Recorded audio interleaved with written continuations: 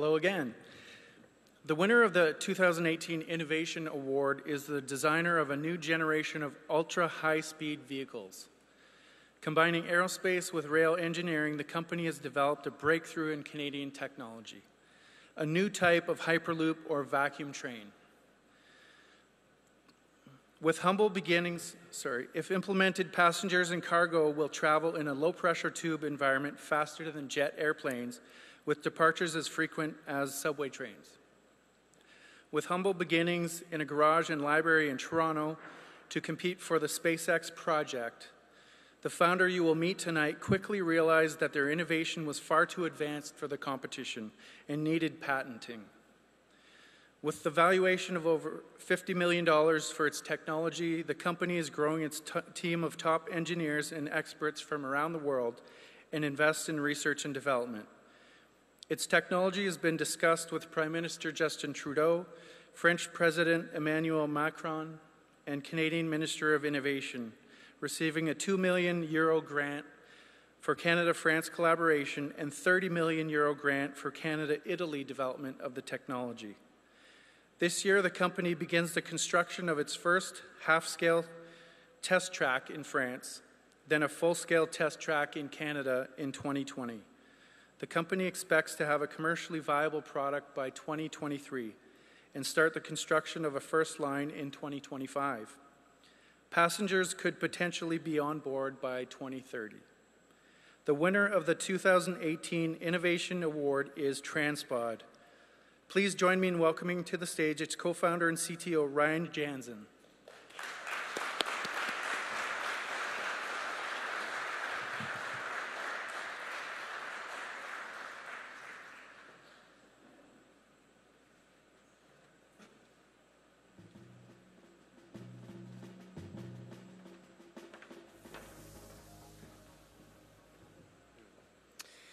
Well, what an honor it is to be with you all and to accept this award tonight.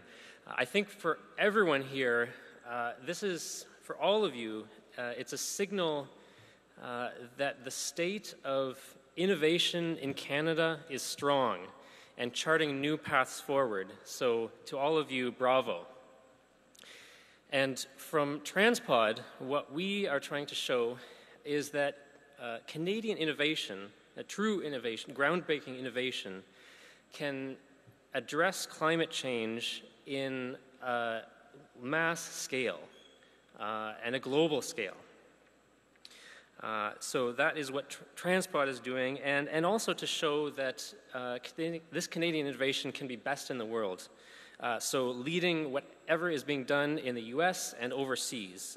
So that's what we're doing right now.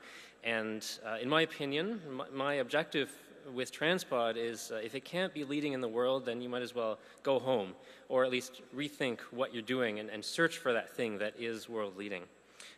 So it is right that TransPod had humble beginnings in a library and a garage. In Silicon Valley, they have that idea of starting in a garage. Well, we added the library part of that too.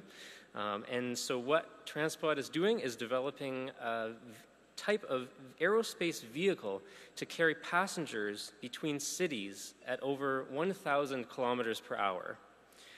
And to do that using a fully electric system that is fossil fuel free. So to make a fundamental shift in transportation, a fundamental shift away from our current modes of transportation like jets, flying, as well as automobiles. So this is a fundamentally new type of transportation, and with what we're trying to do is make a leap forward with Canadian innovation to make it a success in the long term. I'd really like to end by sharing with you just a bit of very influential advice that I got many, many years ago when I was a kid. When I was much, much younger, I received a mysterious phone call from an elderly gentleman from Princeton who had somehow discovered this tiny little startup that I had started when I was in elementary school, just for some inventions, and he said he wanted to give some advice. So sure. So his first piece of advice to me was to always surround yourself with people who are better than you, or smarter, and so on, in many different ways. And so I really feel like that's the case at TransPod. And we have an amazing team and circle of people, a wide group of about 70 individuals who are constantly making this system a success on a global scale.